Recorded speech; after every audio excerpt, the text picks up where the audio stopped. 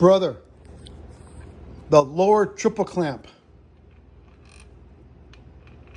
I snapped this one off. Horrible. And then right here, you can see how the threads go in. So I could not get a straight hole. It was walking. It was crazy hard. So I used my fine tool.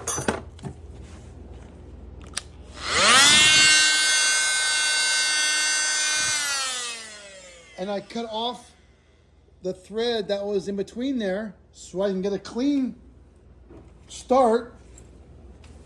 Then we got a dowel so I can make the hole center as possible. And I drilled and drilled real slow. Then I got my easy out. And I got this in there real slow and I took it out. Oh my goodness, brother, I made you proud. I was stuck for a while.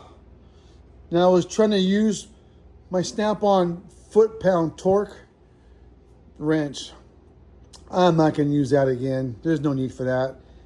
This is 16 pounds, 14 pounds.